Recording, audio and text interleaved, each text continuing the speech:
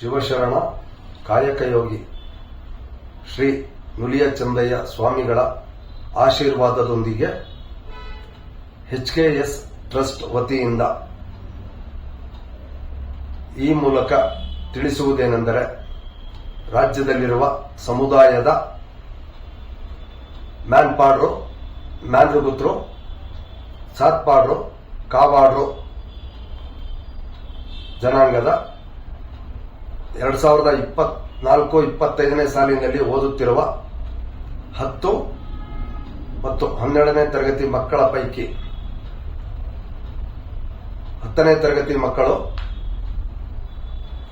625ಕ್ಕೆ 625 ಅಂಕ ಪಡೆದರೆ ಹಾಗೂ 12ನೇ ತರಗತಿ ಮಕ್ಕಳು 600ಕ್ಕೆ 600 ಅಂಕ ಪಡೆದರೆ, ಅಂದರೆ ರಾಜ್ಯಕ್ಕೆ ಮೊದಲು ಬರಬೇಕು.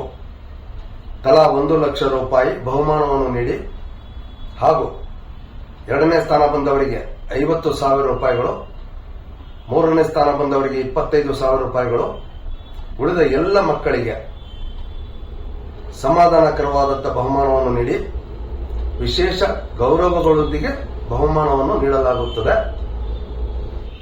ಎಲ್ಲರೂ ಸಕಾರಾತ್ಮಕವಾಗಿ ಸ್ಪಂದಿಸಿ. ಶರಣ.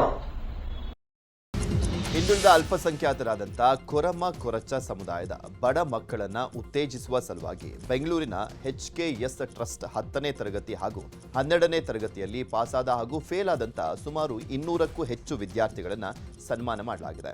ಈ ಮುಖಾಂತರ ವಿನೂತನವಾಗಿ ಧೈರ್ಯ ತುಂಬುವಂಥ ಕೆಲಸವನ್ನು ಹೇಮಂತ್ ಗುರೂಜಿ ಅವರ ನೇತೃತ್ವದಲ್ಲಿ ಮಾಡಲಾಯಿತು. ವಿಜಯನಗರ ಶಾಸಕರಾಗಿರುವಂಥ ಲೇಔಟ್ ಕೃಷ್ಣಪ್ಪ ಸೇರಿದಂತೆ JDSನ ವಕ್ತಾರರಾಗಿರುವಂಥ ರಾಜು ಗೌಡ್ರು ಸಾಕಷ್ಟು ಜನ ಭಾಗಿಯಾಗಿದ್ದರು.